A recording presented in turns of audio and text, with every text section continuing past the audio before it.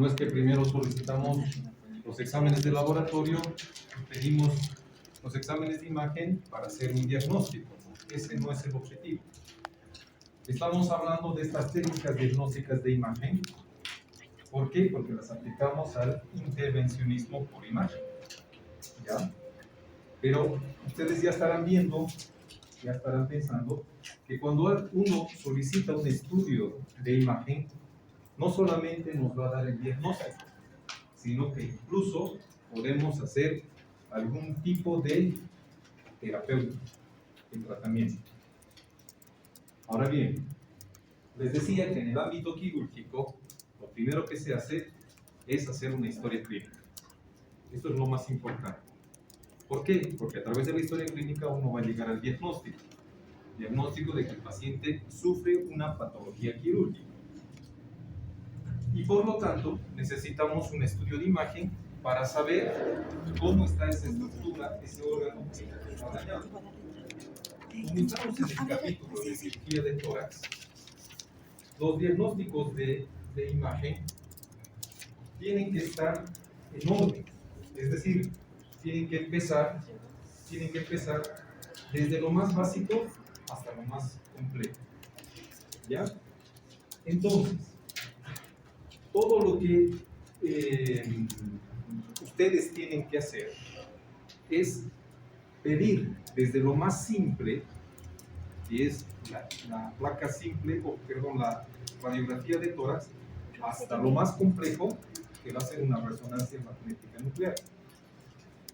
Todos ustedes, como estamos indicando que la radiografía es lo más simple, tienen que saber los conceptos básicos de lo que es una radiografía.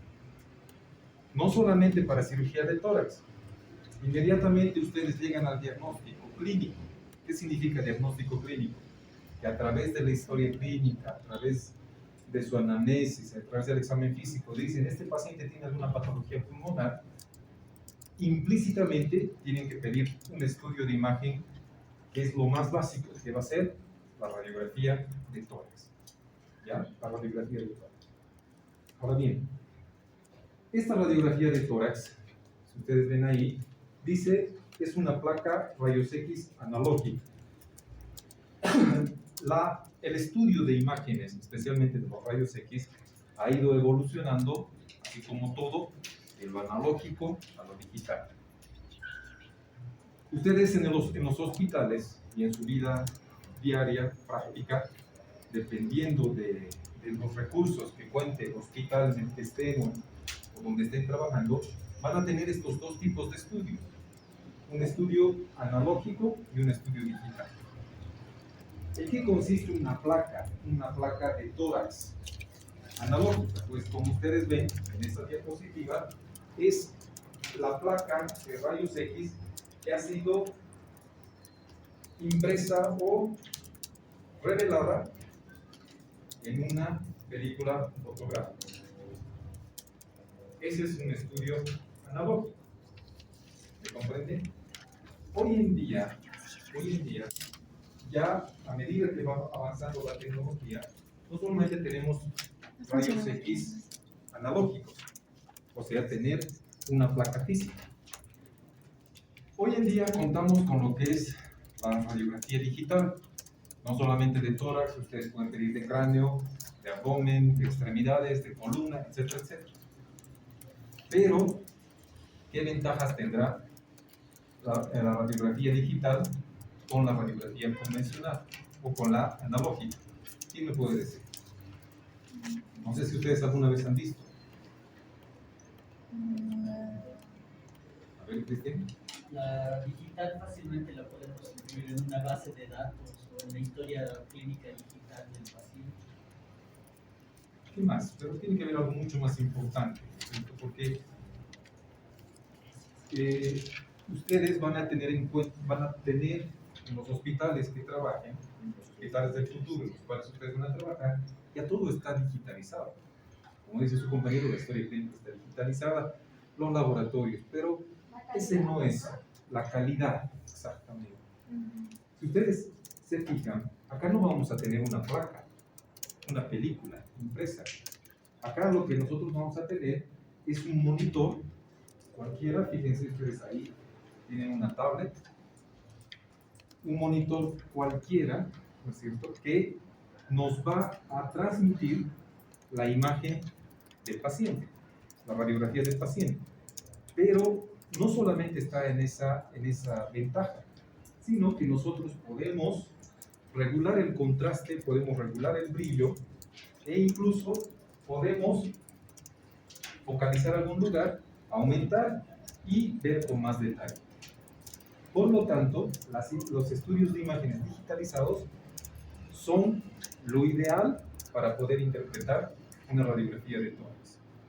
Ustedes pueden tener en su celular, si es que tienen el programa para poder analizar los rayos X, si tienen la aplicación.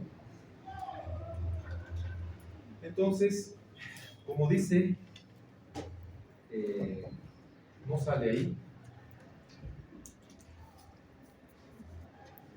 Las principales ventajas de la radiografía son mayor resolución de contraste, la capacidad de transmitir las imágenes a monitores y poder manipular el contraste y focalizar ciertas áreas. Bien. Entonces, ¿qué tenemos que hacer para interpretar una placa de tórax? Existen ciertos lineamientos, pero que no son una regla, como vamos a ver más adelante. Lo primero que tenemos que ver es el tipo de proyección, como dice la diapositiva, tipo de proyección. Si ustedes se dan cuenta, acá tenemos lo que es el tubo de rayos X. Tenemos el colimador. ¿Saben lo que es el colimador? El colimador es un haz de luz. Se ve un haz de luz que nos indica a qué nivel tenemos que calibrar el equipo o localizar el equipo. En este caso, se está tomando una placa de tórax. Por lo tanto, el colimador proyecta un haz de luz en forma de una cruz para que las escápulas y la columna vertebral coincidan con estas dos líneas en forma de cruz. Ese es el colimador, ¿ya? Pero, para interpretar una placa de tórax, lo primero que tenemos que hacer es ver qué tipo de proyección es. Es decir, si los haces de rayos X atraviesan de atrás hacia adelante, de adelante hacia atrás o en forma lateral. Para que una placa de tórax sea adecuada, con buena proyección, tiene que haber una distancia entre el tubo de rayos X y el paciente de 2 metros. Yo creo que a todos ustedes les han sacado alguna vez en una placa de tórax, ¿o no? ¿Nunca? Bueno, así que ya vamos a ver. Entonces, de acuerdo al tipo de proyección, ustedes van a encontrar 3 tipos de proyecciones en tórax. Una antero-posterior, postero-anterior y una lateral. Esos son los 3 tipos de proyecciones de rayos X que ustedes van a solicitar. ¿Cuál de las 3 es la más común? ¿La antero-posterior, la postero-anterior o la lateral? Postero-anterior. Ustedes deben solicitar toda una vida, una placa PA de tórax, ¿cierto? Una postero-anterior. ¿Por qué?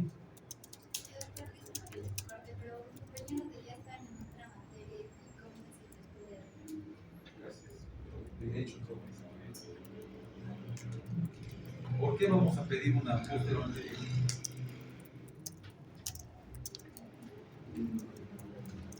¿Por qué? ¿Por qué pedimos una PA? ¿Por qué no pedimos una P? ¿Cuál es tu nombre? Isaí, doctor. Por la posición del orden. ¿Cuál es la razón? Les he preguntado cuál de estas 3 proyecciones es la más útil para el estudio del tórax. La postero anterior porque permite ver mejor. Marco. En este caso, doctor, en una postura anterior podemos denotar más lo que sería la estructura cardíaca, además de que los campos pulmonares podemos estudiarlos de una manera más detallada que con una P. ¿Cuál es la diferencia entre la P? ¿Cuál es tu nombre?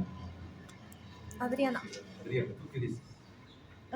Bueno, yo considero que pues es más usual utilizar y bueno, en realidad mejor utilizar una placa posterior anterior debido justamente a que el rayo pues va a penetrar, ¿no?, todas las estructuras por medio pues de la espalda y nos va a permitir pues visualizar de mejor forma estructuras como el corazón, los pulmones. ¿Y qué diferencia entre? ¿Por qué no pedimos una P si tenemos igual las mismas imágenes? Una antero-posterior. Ustedes cada vez que vean una patología pulmonar, les he dicho que tienen que pedir una radiografía de tórax, independientemente si sea quirúrgico. Si es quirúrgico, más aún, para ver cómo está ese estado pulmonar. ¿No es cierto? Ahora bien, lo usual es pedir una placa PA de tórax, PA, posterior anterior, acompañada de una lateral. ¿Qué lateral? Lateral derecha, lateral izquierda.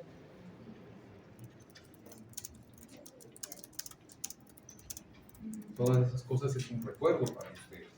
Siempre se debe pedir una placa PA de tórax acompañada de una lateral, sea una lateral derecha, una lateral izquierda. Siempre se debe pedir una lateral. Una pregunta de examen es, ¿por qué vamos a pedir una lateral? ¿Cuál es la razón? ¿Qué tipo de proyección será una lateral derecha, una lateral izquierda? ¿Y qué diferencia existe entre una antero-posterior y una PA? Preguntas de examen. ¿Cuándo solicitar una placa AP? Que no es lo que debemos solicitar, ¿no es cierto? Lo que vamos a solicitar toda una vida es una placa PA. Todo lo que les estoy indicando son preguntas para su examen. Bueno, entonces, la proyección que vamos a solicitar toda una vida va a ser una placa PA de tórax acompañada de una lateral. Después ver qué tipo de proyección tiene esta radiografía, lo que ustedes tienen que ver es determinar la calidad. Entonces, para determinar la calidad, fíjense que existe un mnemotécnico, que es RIP, R-I-P. ¿Qué es RIP? La R es si es que está rotada, si hay rotación, si es que está con buena inclinación y si es que tiene una adecuada penetración. Por eso está el mnemotécnico RIP, para determinar la calidad de una placa de tórax. En este caso, lo primero que vamos a ver es que si es que existe una rotación o no. ¿Cómo podemos determinar si la placa está rotada o no está rotada? ¿Quién se acuerda? ¿Cuál es tu nombre? Cristian Castillo. ¿Perdón? Cristian Castillo. Cristian, ¿a ver? Era por la columna vertebral, tenía que estar vertical. Por las espinas, por las apófisis espinosas tenía que estar alineadas. La alineación de las apófisis espinosas. Si un paciente tiene una escoliosis, una lordosis, ya no va a haber esa alineación. Aquí la placa de tórax se toma, como decía una de sus compañeras, se toma, los rayos van de atrás hacia adelante, ¿no es cierto? Y en inspiración forzada. ¿Cuándo decimos que una placa está rotada o no está rotada? Pues tenemos que tomar en cuenta dos parámetros. Uno, como dice Cristian, lo primero que tenemos que tomar en cuenta son las apófisis espinosas. No les voy a explicar qué es la apófisis espinosa, ¿no es cierto? Las apófisis espinosas de los cuerpos vertebrales que tienen que estar en alineamiento. Pero ¿con qué tenemos que comparar? Con la articulación externo-clavicular. Entonces tenemos dos puntos para decir si está rotada o no está rotada. Lo primero es las apófisis espinosas de la columna vertebral y la articulación externo-clavicular. ¿Esta imagen de acá está rotada o esta es la que está rotada? Fíjense bien. He pedido que me cambien de aula, pero no me han hecho caso. una masa sufrida.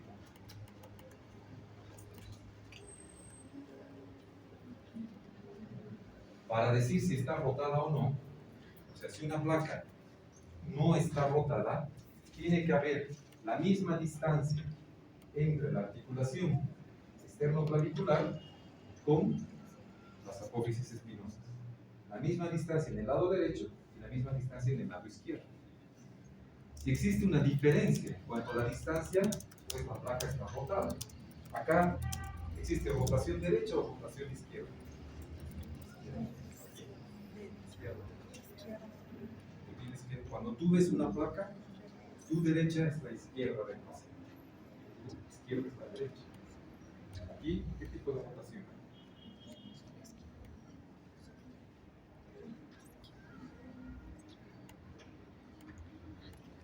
Sí. Desde derecha, izquierda. Derecha, izquierda. ¿Qué tipo de rotación? Derecha, porque aquí tenemos un espacio mayor que en este lado, ¿cierto? Entonces esta placa está rotada. ¿Me entienden o está difícil? Esto es básico. Esto es básico. ¿Para qué lo va? Les digo básico porque en comparación a lo que vamos a ver adelante. Lo segundo, para ver la calidad de una radiografía es si está inspirada o está expirada, o tiene mala inspiración. A veces los pacientes, los ancianitos no pueden retener, no tienen, cuando se saca la radiografía, se les dice no respiren, ¿no es cierto? No tienen que respirar, tienen que estar en apnea, pero previamente tiene que haber insuflado, tiene que haber una inspiración completa, dejar de respirar y disparar. Entonces los rayos pasan, los rayos X, que son radiaciones ionizantes. Entonces, ¿qué parámetros tenemos para ver si una placa está con buena inspiración o está mal inspirada? Si está mal inspirada significa que está en expiración. Pues aquí está, ¿cierto? Lo que tenemos que hacer es contar cuántos arcos costales posteriores hay. Para decir que está con una adecuada inspiración, tendríamos que contar entre 8 y 10 arcos posteriores. Aquí se ven los arcos posteriores. 1, 2, 3, ¿cierto? Todos son los arcos posteriores. Pero también podemos contar los arcos costales anteriores. Y se supone que tienen que existir entre 5 a 7 arcos costales anteriores para decir que está en buena inspiración. Esta placa está en expiración. ¿Cuál es la gran diferencia? Pues no llego a contar los arcos costales anteriores y se ve un ensanchamiento de la cigota cardíaca. Este paciente está expirado, esta radiografía está expirada y no sirve para hacer una adecuada valoración. ¿Me han entendido lo que es? Estoy hablando de la calidad, ¿cierto? Primero hemos dicho, para valorar la calidad, la rotación, la inspiración, y ahora tenemos que ver la penetración. Cuando hablamos de la penetración, estamos hablando de cómo los rayos X van a ser captados por las distintas estructuras o los tejidos de nuestro organismo, especialmente de los pulmones. Entonces, cuando hablamos de penetración, ustedes van a escuchar un término que se llama, esta placa está blanda o está muy, si es blando, ¿qué es? Duro. Lo contrario de blando, duro, ¿cierto? Esos términos van a escuchar. Ahora bien, cuando hablamos de una buena penetración, es decir, no está penetrada, ¿qué es lo que tenemos que ver? La columna vertebral. Esa es la base para ver si está penetrada o no. Si la placa está demasiado penetrada, los tejidos se ven muy blancos, muy brillosos. Eso significa muy radiolúcido. Entonces, vuelvo a insistir, para decir si está penetrado o no, lo que tenemos que ver es la columna vertebral. Es decir, el parámetro que tenemos es que los cuerpos vertebrales se vean tenuamente detrás de la silueta cardíaca. Para decir que está con adecuada penetración, los cuerpos vertebrales de la columna dorsal tienen que verse tenuamente detrás de la silueta cardíaca. Bueno, cuando interpretamos una radiografía de tórax, tenemos que determinar 5 dimensiones. Por eso estoy tardando tanto para que ustedes puedan interpretar. Y esto es solamente con la práctica y práctica. 5 densidades radiológicas básicas. Fíjense, ustedes tienen que ver las escalas de grises que existen, ¿no? Lo más negro se denomina radioluz. Radioluz. Y lo más blanco, Radiopaco. radiopaco. Entonces son diferentes escalas de grises que van de lo blanco a lo oscuro. Fíjense, el aire es totalmente negro, en cualquier radiografía, negro. Si ustedes ven una radiografía con imágenes o densidad radiolúcida, eso significa aire, no hay otro. Fíjense, la grasa es un tono de gris que no tiene los tejidos blandos ni el aire. ¿Me comprenden? Por lo tanto, la grasa tendrá una densidad, una imagen, un gris mucho más oscuro que los tejidos blancos. ¿Me comprenden? El calcio tendrá un tono de gris menor, pero no tan blanco como el metal. ¿Está claro? Por esa razón, cuando sacamos una radiografía y vemos materiales de osteosíntesis, ¿saben lo que estoy hablando? Materiales de osteosíntesis. ¿Qué será osteosíntesis? La unión de dos huesos. Pueden ser clavos, metales, tornillos. Por eso se pueden ver y no se confunde con la densidad ósea. Por eso se puede ver. ¿Comprenden? Porque existen diferentes densidades. Entonces, vuelvo a repetir, fíjense ustedes. Aquí tenemos una estructura. El plomo es un metal. Por lo tanto, ¿cuál será el brillo radiológico? Será un blanco intenso. Sulfato de bario. ¿Saben lo que es el sulfato de bario? Es un contraste. Por lo tanto, la densidad radiológica no será la del metal, será una densidad menor. El hueso tendrá una densidad menor al sulfato de bario. Y así sucesivamente. El músculo, la sangre, el hígado, la grasa y el aire hasta llegar a la densidad totalmente negra. Gracias a estas imágenes, ustedes pueden interpretar y decir, tiene líquido, no tiene líquido, esto es metal, tiene una estructura, etc. Eso es lo que ustedes tienen que saber al interpretar una radiografía. En cuanto a la interpretación, se dice que debe haber una evaluación sistemática, pero como les decía al empezar la clase, no existe un método que uno les pueda decir, este es el método ideal para poder describir una imagen de rayos X de tórax. Depende de la pericia de cada uno y cómo es que ha desarrollado o ha tenido costumbre en cuanto a esta habilidad de poder interpretar la imagen. Pero fíjense este ejemplo, este es uno de los ejemplos. Por ejemplo, a mí, cuando me han enseñado, me han dicho primero tiene que ser partes blancas, después estructuras óseas. Sin embargo, acá es lo que eligen primero: partes óseas, luego partes blandas, pulmón, pleura, mediastino y contornos. ¿Qué es lo que quiero decir? Que cuando ustedes vean una placa de tórax, tienen que examinar absolutamente todo. Pueden empezar desde la silueta cardíaca o desde la línea media de la placa, ir a la parte lateral, pero jamás tienen que dejar de ver todo en su conjunto. Por eso algunos abogan para que sea sistematizado y otros indican que es la persona, el mismo médico que desarrolla una forma para poder describir. Entonces, esta es una forma, por ejemplo.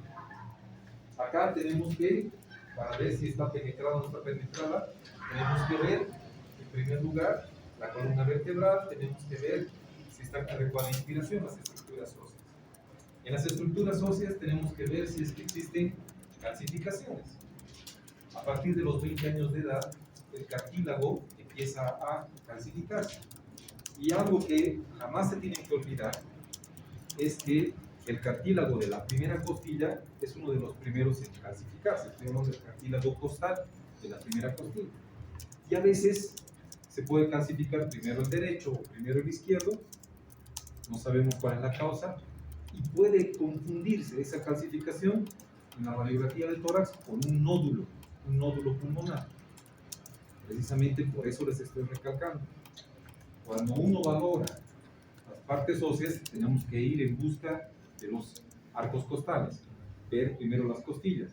Segundo, ver la columna vertebral, desviaciones de las columnas, unas escoliosis, derecha e izquierda, pinzamiento vertebral, aplastamiento vertebral. Tenemos que ver las apófisis transversas. ¿Me comprenden? Todo, no se les tiene que escapar nada, pero todos los campos pulmonares o toda la radiografía tiene que estar examinada. Bueno, acá tenemos una radiografía que ustedes la pueden encontrar en cualquier libro, no en el internet, en un libro. Ahora sí tienen un libro digital, está bien. En un libro de rayos X. ¿Qué es lo que vamos a ver? Primero, en la línea media, lo primero que ustedes van a ver es la tráquea. Y la tráquea, como contiene aire, ¿qué densidad va a tener? Negra. Radiolúcida,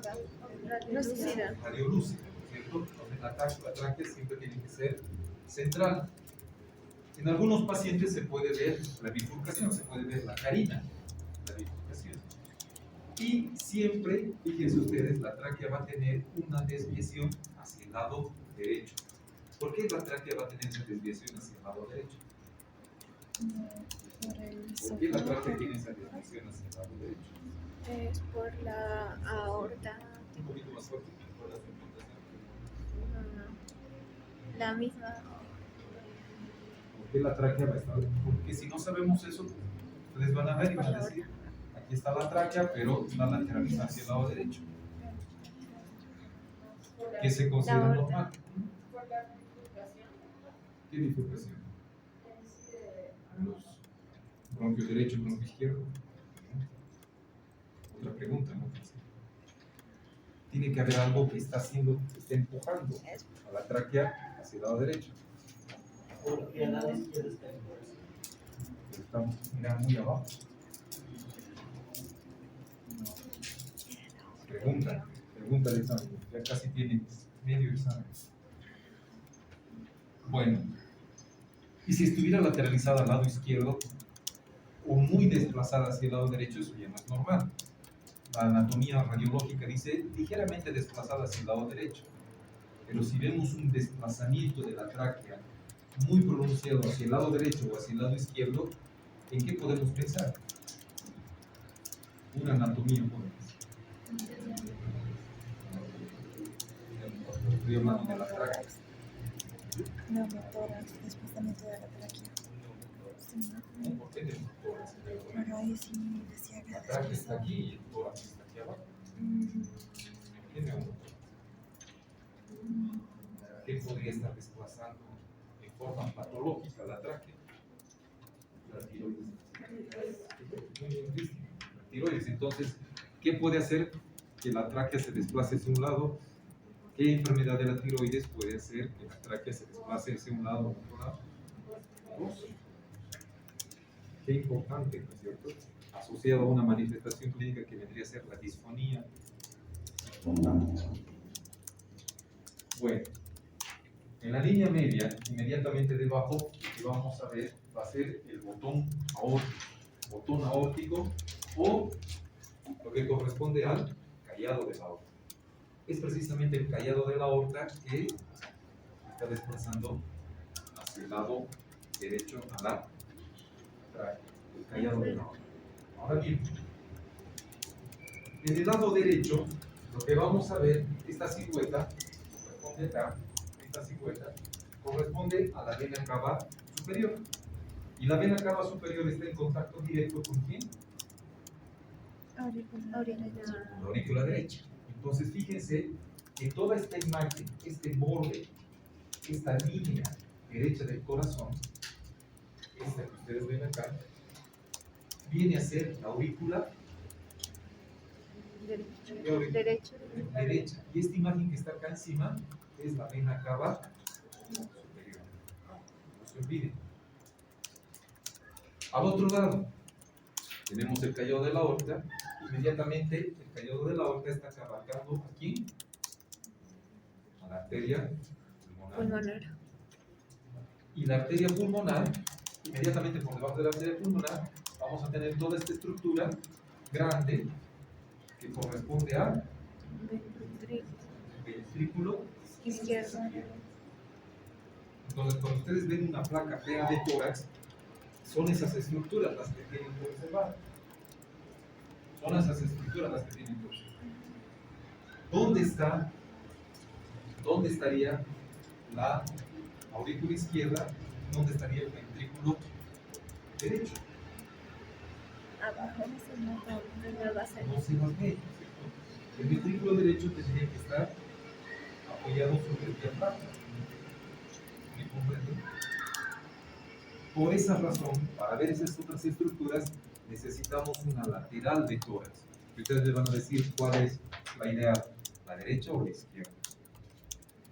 Una vez que ya hemos visto la parte central, vamos hacia la parte lateral, donde vamos a ver el ilio pulmonar, ¿no es cierto? Los ilios pulmonares. Y vamos a ver si están congestivos o no están congestivos. Y hacia la periferia del ilio pulmonar vamos a ver las dos grandes imágenes radiolúcidas de los campos pulmonares. Las dos imágenes radiolúcidas. Donde vamos a ver una trama reticular normal que corresponde a qué? Esa trama reticular que ustedes ven en la placa de tórax. A la segmentación de la segmentación. Perdón. Un poquito más fuerte. Vascularización. Porque cuando se les pregunta en su examen de grado, ¿qué significa esa trama reticular que se ramifica en los ambos campos pulmonares? Muchos de ustedes contestarán al árbol bronquial. ¿El árbol bronquial se puede ver? No se ve. ¿Por qué no se ve? Porque están llenos de aire. Porque contiene aire. Sí, era eso. ¿Se entienden? Hemos dicho que la densidad del líquido es totalmente diferente y por eso la trama vascular se ve. A no ser que el paciente tenga fibrosis, donde sí vamos a poder ver la trama vascular. Bien. Nunca olvidarse, al evaluar los campos pulmonares, de estos dos segmentos que están acá. ¿Qué vendrían a ser estos dos segmentos? ¿Cómo se llaman? Las bases. Estos dos segmentos. Los dos ángulos. Se denominan los senos costo Diafragmáticos. Costo diafragmático, lado derecho y lado izquierdo. ¿Por qué? No nos tenemos que olvidar de ver esto. No se olviden que esto es una placa de pie. El paciente está de pie. ¿Cuál es la razón por la cual tenemos que valorar estos senos costo diafragmáticos? Porque un derrame pleural generalmente se manifiesta primero ahí. Son la parte más declive, ¿no es cierto? En la parte más declive. Entonces, si vemos una densidad líquida, un velamiento, pues decimos este seno costo diafragmático está mojado. Hay una imagen radiopaca con densidad líquida y tal vez está haciendo un derrame pleural derecho. Por mi ¿qué cantidad de líquido debería tener este seno costo diafragmático para que se pueda ver? Sus preguntas. Claves que ustedes tienen. Bueno, ya hemos visto los senos costo diafragmáticos y luego tenemos que ver esta imagen que corresponde. ¿Qué es esto? Este es el diafragma, ¿cierto? Fíjense que para que una placa tenga una adecuada penetración, no solamente tenemos que ver tenuemente los arcos con los cuerpos vertebrales detrás de la cigüeña cardíaca, sino que tenemos que ver también la línea diafragmática completa que pasa a través de la columna. Aquí vemos cómo la línea diafragmática está pasando. ¿Qué hemidiafragma es más elevado en comparación con el otro lado? El derecho. ¿Por qué el derecho es más elevado en comparación con el Por izquierdo? presencia del hígado. ¿Por qué?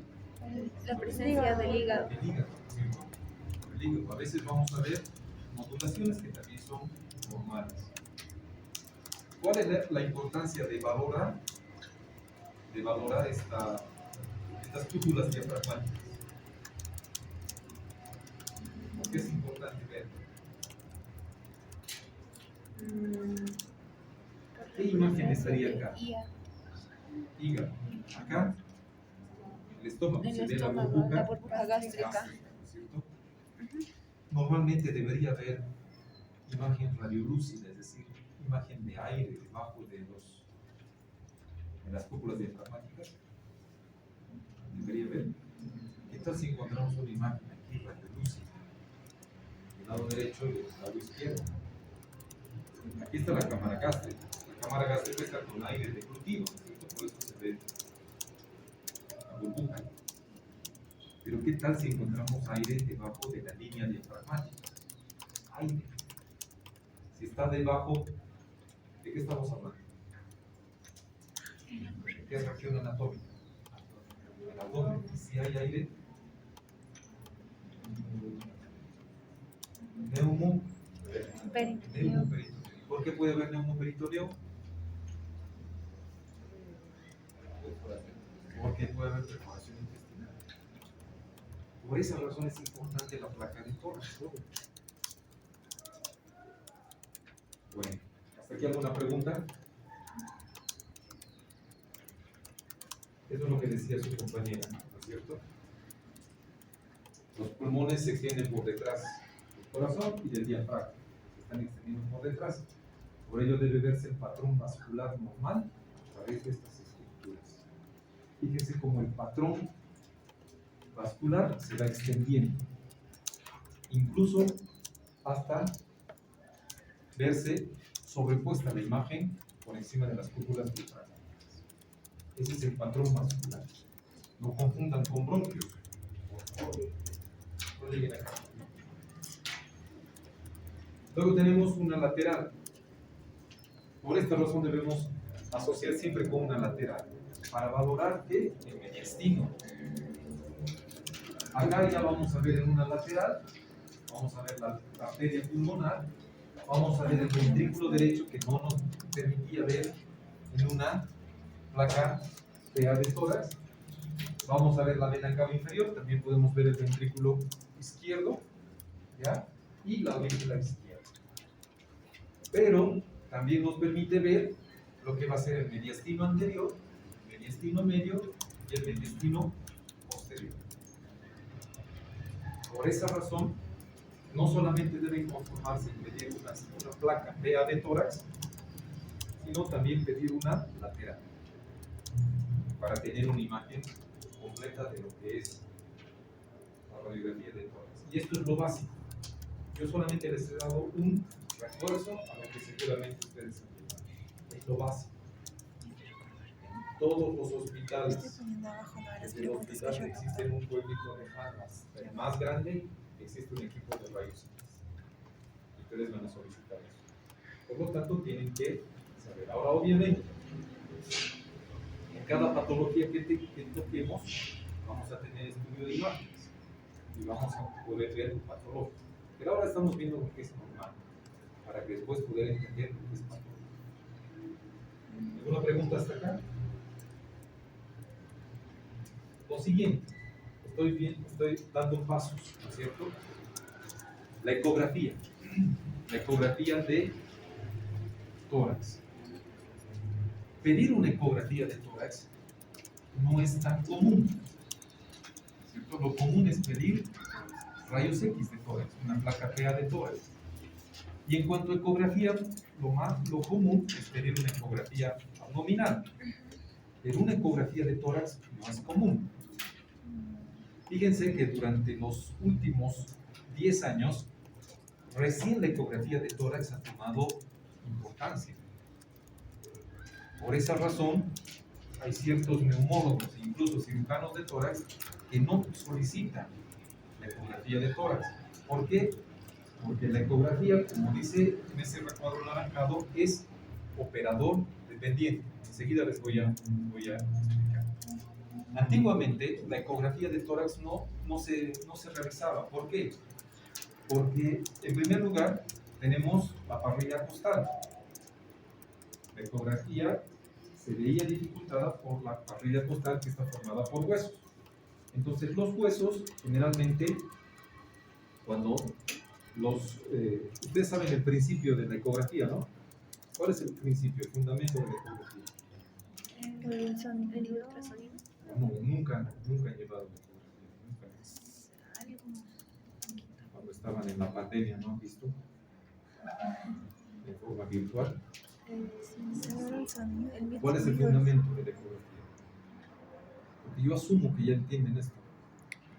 Ondas de baja frecuencia. A ver, Cristian. Son ondas de ultrasonido emitidas por un emisor que cuando rebotan con tejidos u otras estructuras, bueno, las mismas ondas de ultrasonido rebotan y regresan y son otra vez Son captadas nuevamente. captadas por el dispositivo. Son imágenes digitalizadas, igual en una imagen de escala de grises. Es lo mismo que se utiliza un radar. No sé si ustedes saben lo que es un radar.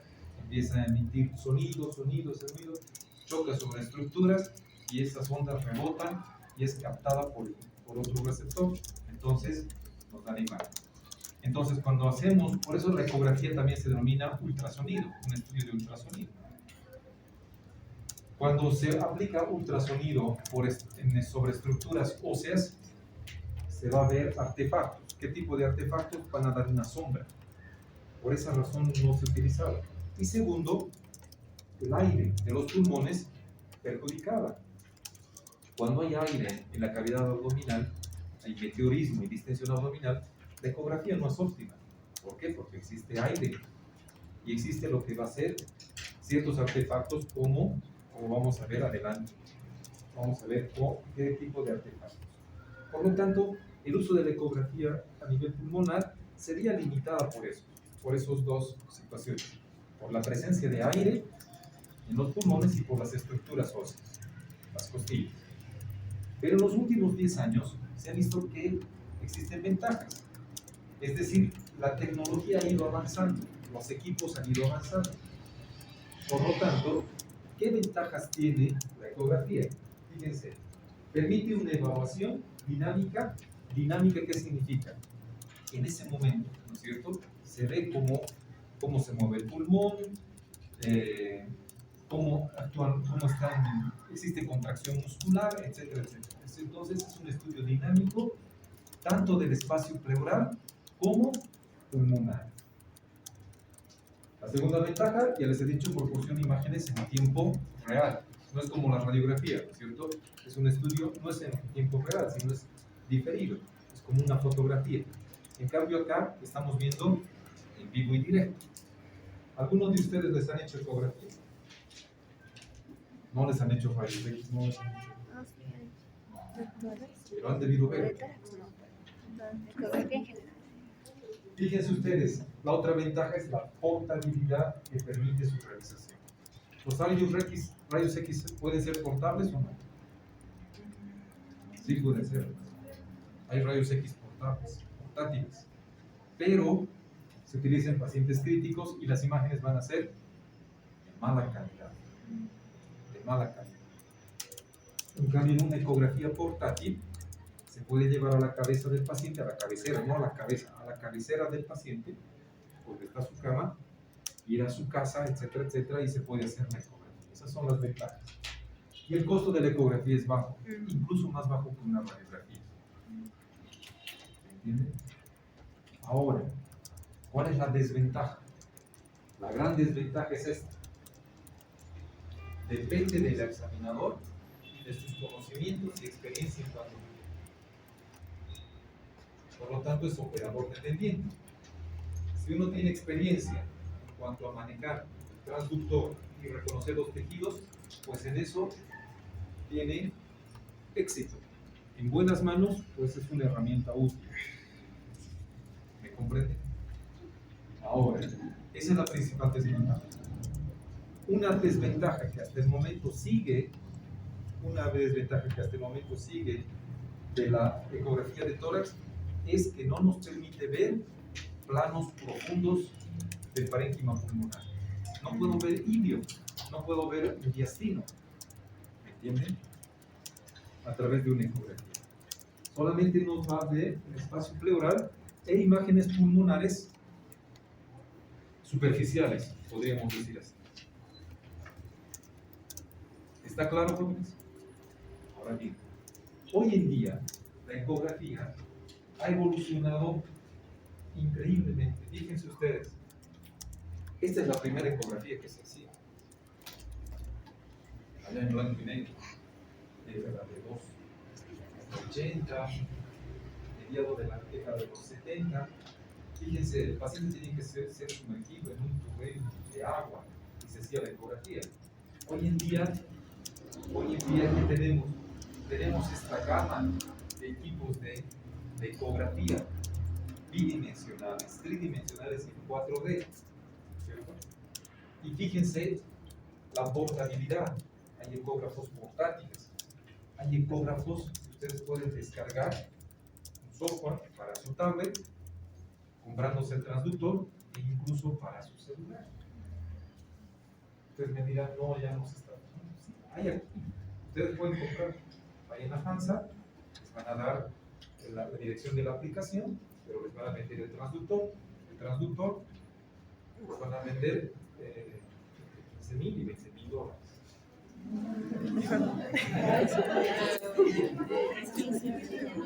Pero esto, jóvenes, esto se está convirtiendo en el estetoscopio de la era actual. O sea, no es el que va a reemplazar el estetoscopio, sino que además de tener un tensiómetro, además de tener termómetro, además de tener estetoscopio, ¿qué es lo que vamos a tener? Un ecógrafo. Por lo tanto, todos nosotros, incluidos ustedes, todos nosotros, tenemos que saber hacer una ecografía al menos básica. Una ecografía básica. La especialidad que ustedes elijan va a estar asociada con imágenes de ecografía. Y seguro que les van a adiestrar a hacer ecografías en lo que se están especializando.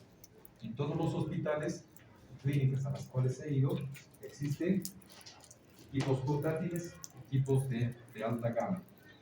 Estos equipos portátiles a veces no tienen nada que enviar de estos otros equipos. La ecografía hoy en día se utiliza para todo, para todo.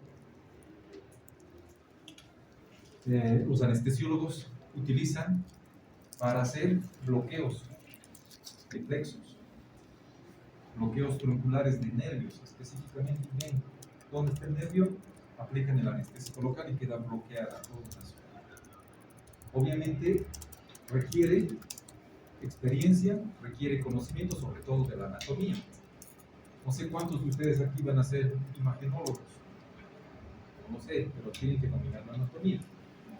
En un último congreso de cirugía, decían, un último congreso que ha sido realizado en Boston, decían lo siguiente: el presentador mostraba una diapositiva y decía, estoy seguro que en los últimos 10 años, con el avance de la inteligencia artificial, ¿saben lo que es la inteligencia artificial?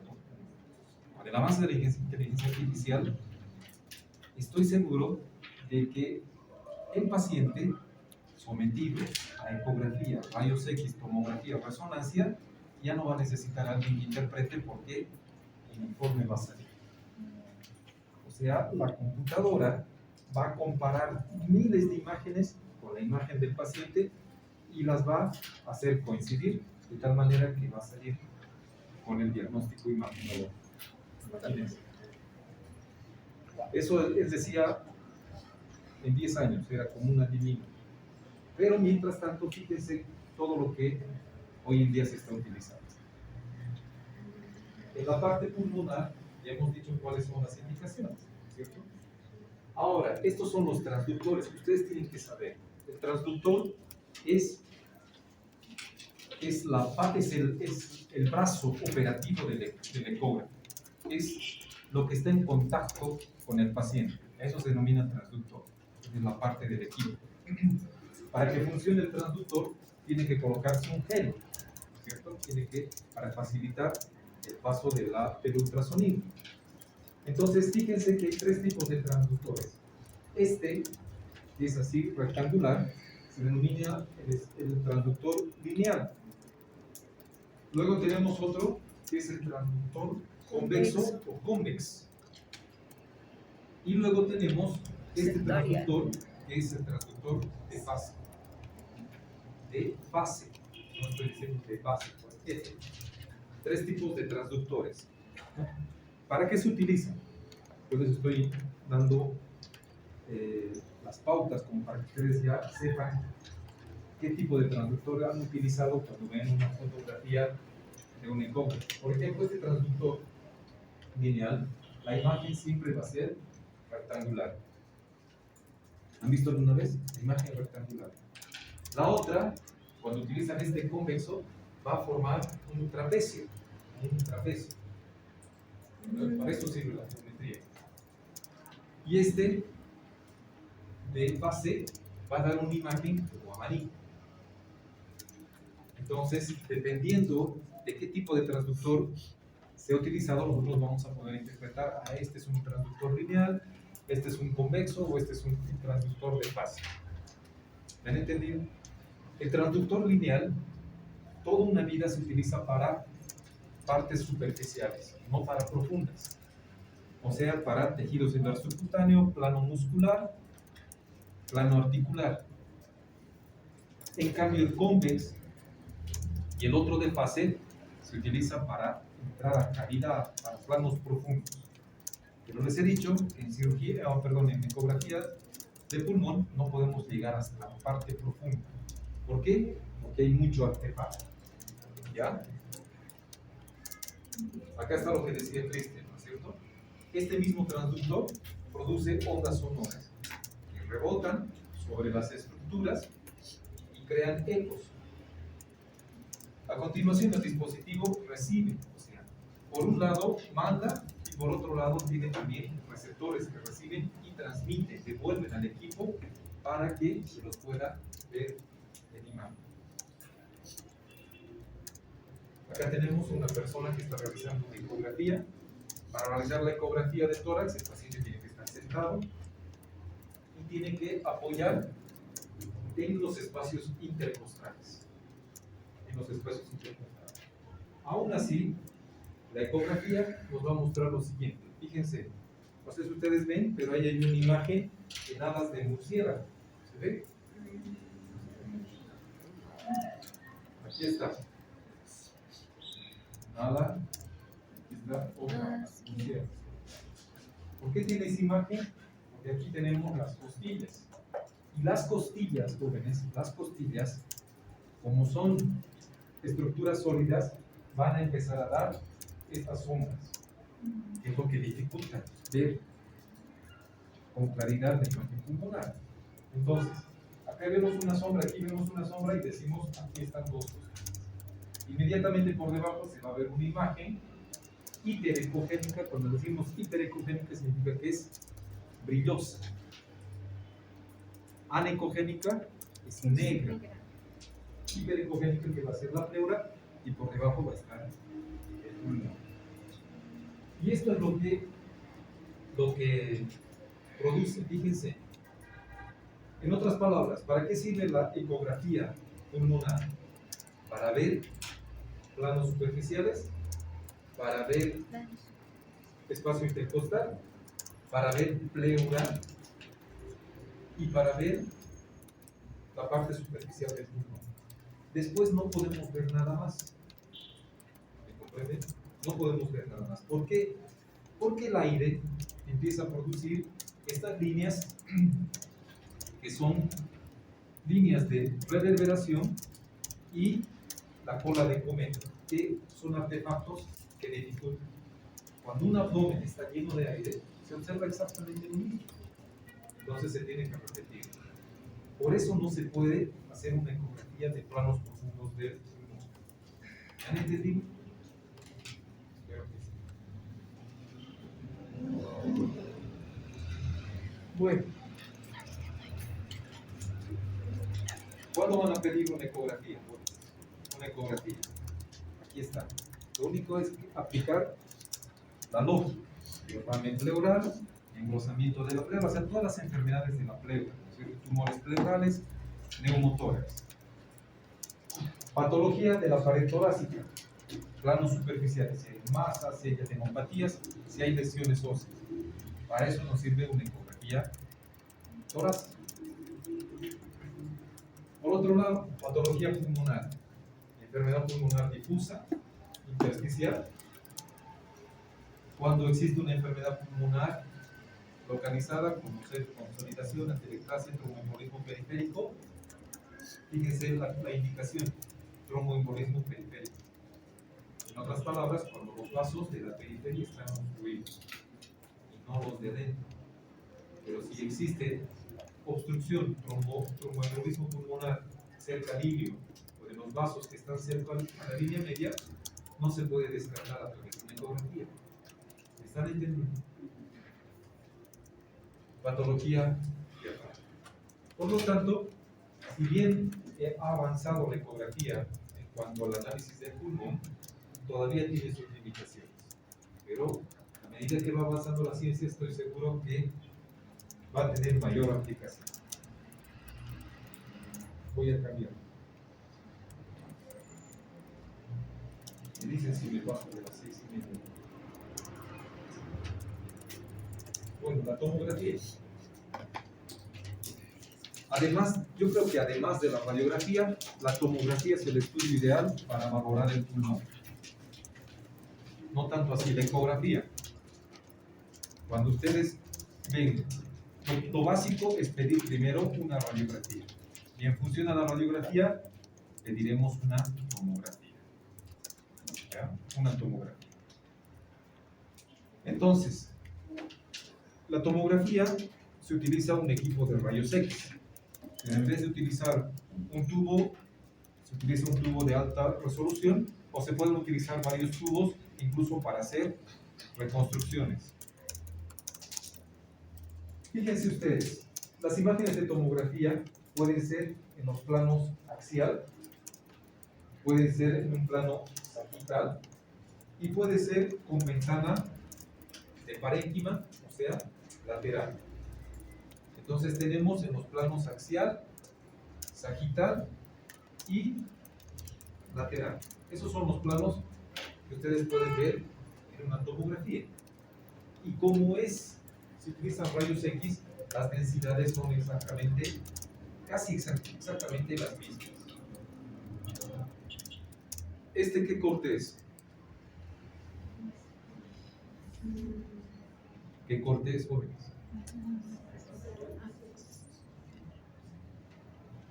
¿Qué corte es? Un corte axial. Este es un corte axial. Ahora bien, para interpretar una tomografía, ustedes van a ver en la parte superior de la tomografía esta imagen, que significa el topograma. Ya sea, si es de cráneo, va a aparecer aquí una cabecita con las mismas líneas. Si es de abdomen, va a aparecer el abdomen con las mismas líneas. ¿Qué significan esas líneas rojas? Los cortes. ¿Cierto? Fíjense, la primera línea roja está indicándonos este primer corte, o sea, hacia dónde está, aquí, en el cuello. Por lo tanto, ¿qué se está observando? La articulación. ¿Qué articulación? La articulación del hombro, la escápulo humeral, ¿no es cierto? Aquí está la cabeza, el húmero y la cavidad articular de la escápula, del hombro. Aquí se ve la vértebra, se ve la tráquea, los músculos posteriores del cuello, se ve la clavícula y la primera costilla. La segunda línea nos muestra el segundo corte, ¿cierto? Y ya fíjense cómo se empieza a ver las cúpulas, los pulmones. ¿Comprenden? Y así sucesivamente. Los cortes nos van mostrando hasta llegar a la imagen negra, ¿no es cierto? Densidad de aire, donde podemos ver los pulmones. ¿Y aquí qué estará? ¿Qué será esto? ¿Es el corazón? ¿O no?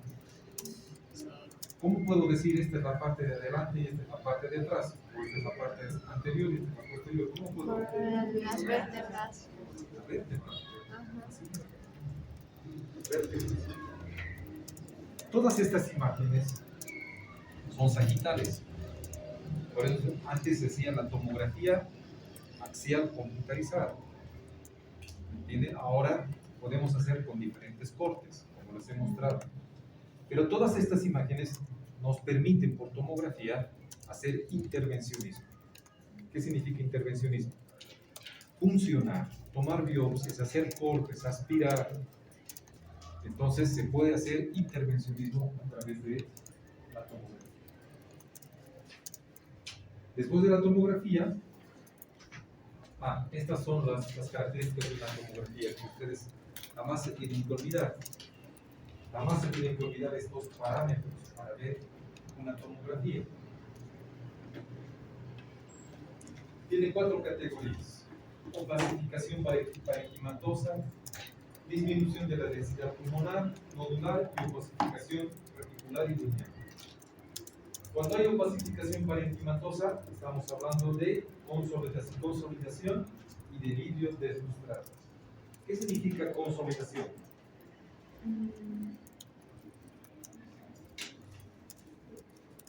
¿Qué será consolidación? Consolidación es igual a neumonía. Neumonía.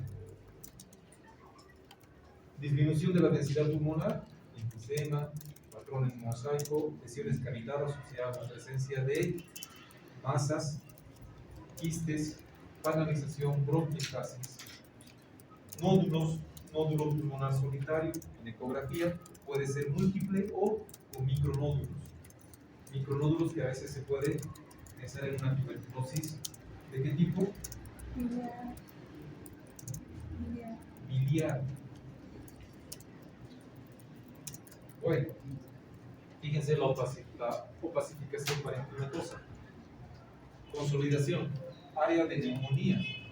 Miren cómo existe aquí una neumonía. Acá dice neumonía lingular, como si fuera una lengua. La imagen que era oscura, ¿cierto? Con densidad de aire, ahora está con densidad, con aumento de la densidad. ¿Cierto? En otro corte, un corte sagital, podemos ver otro tipo de imagen de condensación. Imagen de opacificación membranosa. Vidrio deslustrado. Generalmente cuando existe neumonitis. Esta imagen daba a COVID. Neumonitis. Vidrio deslustrado. El enfisema, ¿cierto? El enfisema cuando hay una hiperinsuflación de los pulmones. Podemos observar quistes pulmonares. La panalización es como si fuera un panal de abejas. Las bronquiectasias, que son un conjunto de alveolos que están dilatados y que acumulan secreciones. Todo esto nos proporciona lo que es la tomografía. Por lo tanto, después de una radiografía, el examen ideal es pedir una tomografía. Acá se encuentra un nódulo solitario. En cambio, aquí se observan múltiples nódulos. Un nódulo solitario a veces es indicativo de malignidad. Múltiples nódulos indicativo de metástasis. Pero vamos a ver más adelante que también pueden dar otro tipo de. Y lo último en imágenes que se está utilizando en la actualidad es la resonancia magnética, que nos da imágenes nítidas totalmente. Pero solamente en caso de que la tomografía no sea concluyente, ustedes tienen que pedir una resonancia. ¿Ya? Incluso la resonancia puede reconstruir en 3 dimensiones, en 4 dimensiones, exactamente todo el tórax, todo el parénquima. Esa es la secuencia que ustedes tienen que hacer. Entonces, si yo les pregunto en su examen, ¿cuál es el primer estudio básico que se debe solicitar? ¿Cuál será? Rayos X. El segundo, no el progresivo. Hemos dicho tomografía. Tomografía. Bueno, también tenemos otro estudio de imágenes, que es la traqueoscopía y la broncoscopía. Que hoy en día se conoce como fibrobroncoscopía. Es como hacer una endoscopía digestiva. ¿Han visto alguna vez una endoscopía digestiva? Bueno, es exactamente lo mismo, solo que aplicado a lo que va a ser las vías aéreas. Vías aéreas. Entonces, ¿en qué consiste? Hay 2 tipos de fibrobroncoscopio. Hay un fibrobroncoscopio que es rígido, como un tubo, y otro que es el flexible, como el endoscopio digestivo. No sé si han visto alguna vez. Este es el broncoscopio flexible. Fíjense, puede ingresar tanto por la fosa nasal, pero lo común es que ingresen por la vía oral. Entonces, al ingresar por la vía oral, inmediatamente ven esta imagen de acá. ¿Qué será esto? Es ¿Qué la, será esto? es ¿Qué será esto? la glotis. Es el epiglotis. La epiglotis, y estas serán las Cuerdas. que da acceso a la laringe. Laringe. Por eso les decía, traqueoscopía y broncoscopía ahora se denomina fibrobroncoscopía, porque la fibrobroncoscopía valora toda la vía aérea, tanto superior como inferior.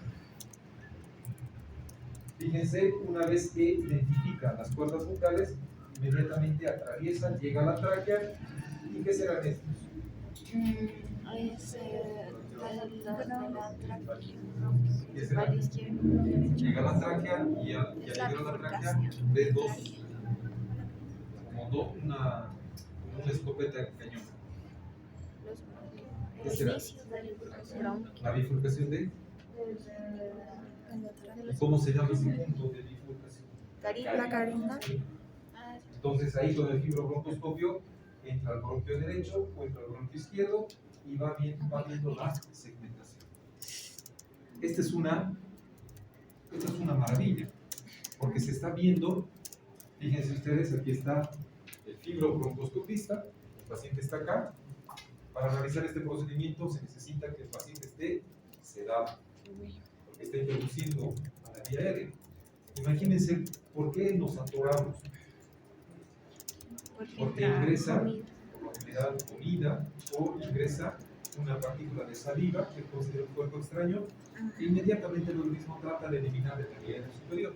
Imaginen introducir esto. Por esa razón tiene que estar el paciente sedado y se aplica un anestésico local de spray en la vía aérea para que el paciente pueda tolerar.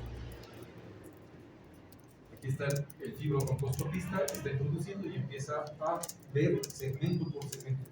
El fibrobroncoscopista tiene que dominar la segmentación pulmonar para decirnos exactamente dónde está. Obviamente, para hacer este estudio tiene que tener una placa de tórax y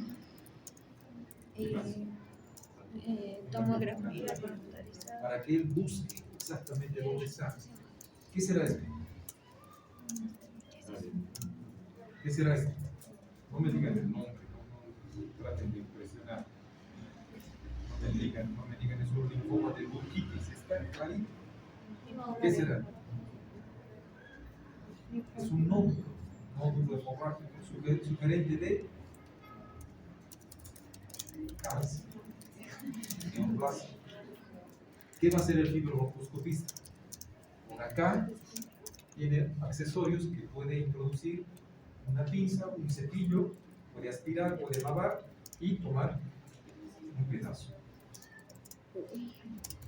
Es exactamente lo mismo que se hace con la endoscopia digestiva. Indicaciones. Indicaciones de la fibrobroncoscopía.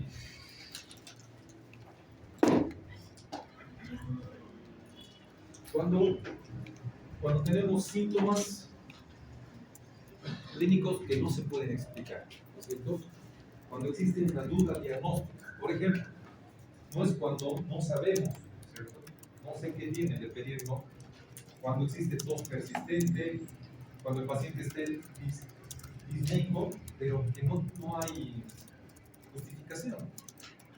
Cuando hay hemoptisis, la hemoptisis puede ser signos de varias patologías, pero también signos de malignidad.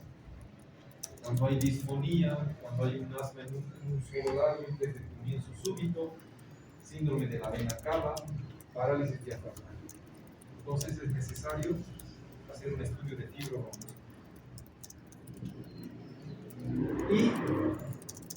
Y fíjense que hay dos globos, ¿no es cierto? Hay dos situaciones. Y cuando necesitamos una aclaración de una sospecha clínica. Hemos visto que hay alteraciones radiológicas tanto en la placa de Ametora como en la tomografía. Cuando el paciente empieza a expectorar, ustedes analizan y dicen vamos a hacer una vaciloscopía, vamos a hacer un estudio citológico del esputo y nos demuestra que existen células atípicas, hay que hacer una biopsia, por lo tanto se introduce el fibrobroncoscopio. Cuando sospechamos de una fístula traqueoesofágica, ¿cómo se llama la fístula traqueoesofágica? Eso seguramente han debido ver en biología. Porque la tráquea y el esófago tienen el mismo origen. Y a veces se forma una fístula. Cuando existe un traumatismo torácico, para valorar, fíjense, está indicado en el paciente quemado. Cuando ha habido, el paciente quemado tiene una característica. Cuando empieza a quemarse, por ejemplo, estos bancos, nosotros podemos empezar a inhalar. Por un lado nos podemos contaminar con el monóxido de carbono, pero por otro lado estamos inhalando aire caliente. Por lo tanto, podemos tener presión en la vía aérea. Toma de muestra en una enfermedad intersticial. Infecciones respiratorias, también se puede hacer aspirados, se hacen lavados, aspirados y se recolectan en frasquitos. ¿Ya? Y evaluación, para evaluar, para ver cómo está yendo un tratamiento de cáncer de pulmón. Se vuelven a tomar muestras y se comparan con las originales. Por lo tanto, fíjense cómo el estudio de imagen es fundamental, no solamente para el cirujano de tórax, sino para el neumólogo en sí. Ahora bien, como es un procedimiento invasivo,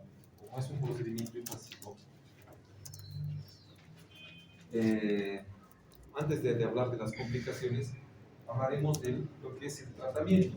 ¿Cuándo vamos a hacer como tratamiento la fibrobroncoscopía? La otra era diagnóstico, ¿no es cierto? Ahora este es tratamiento. ¿Cuándo la fibrobroncoscopía es útil para tratar una enfermedad? Por ejemplo, cuando hay aspiración de secreciones, perder los tapones mucosos.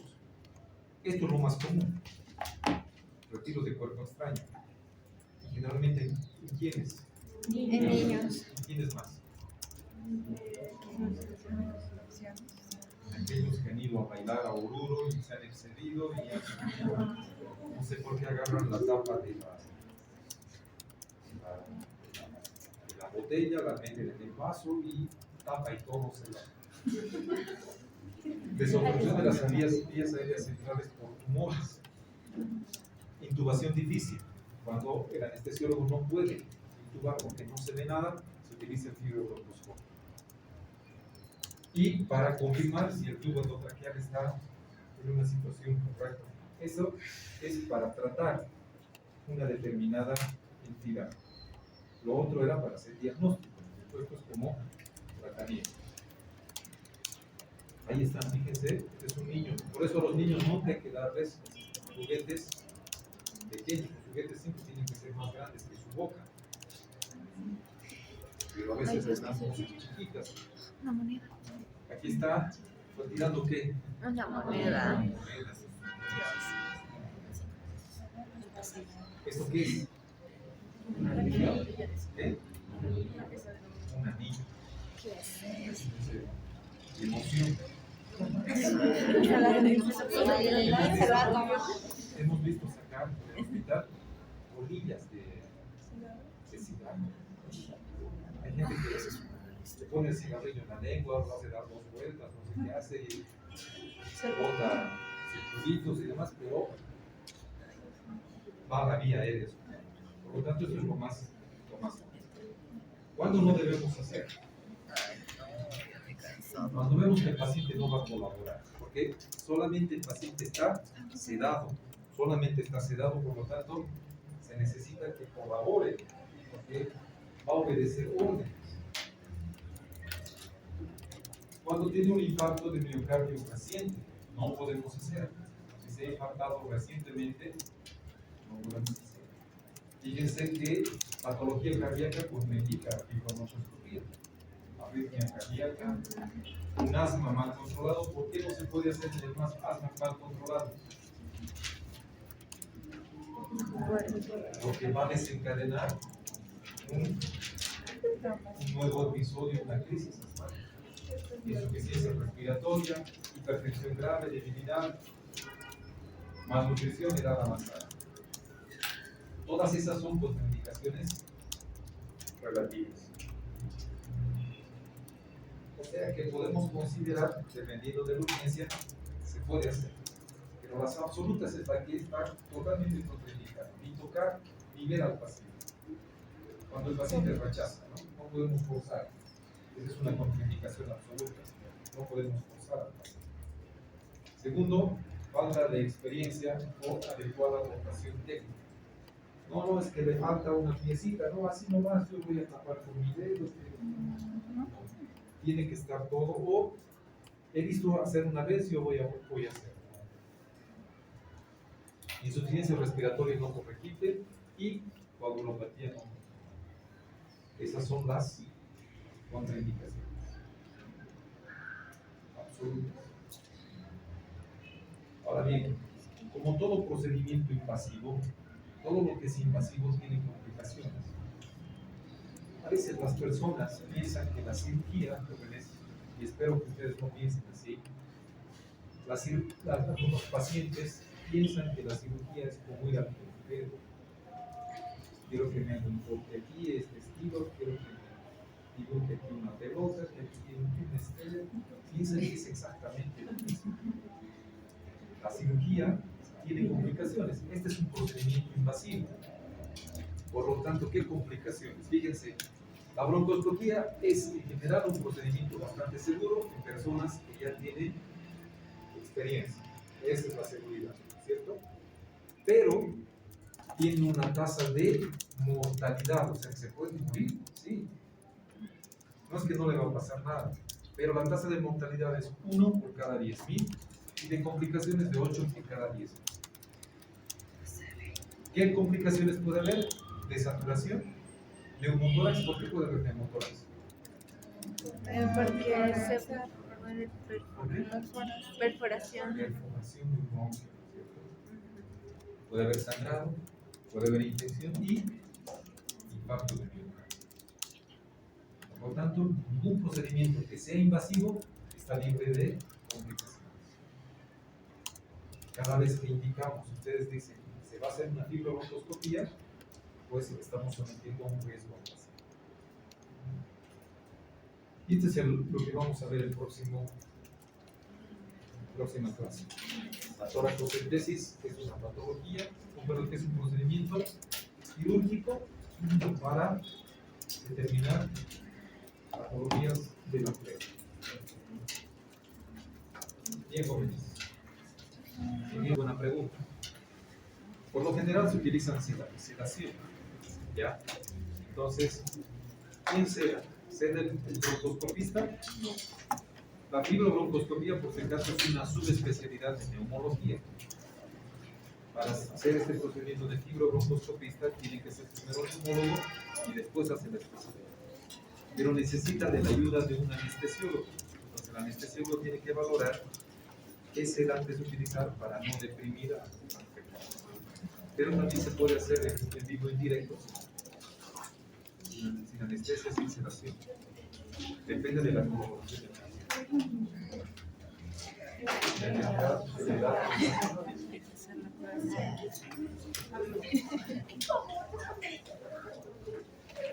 Haz conmigo lo que quieras.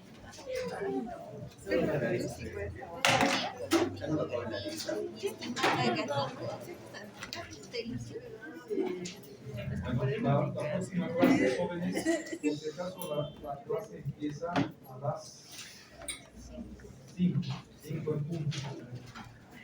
Voy a intentar, nuevamente voy a ir a hablar con la doctora Fernández para que nos cambien de aula. Si nos cambian de aula, mando al grupo y les digo vamos a pasar a ¿ya?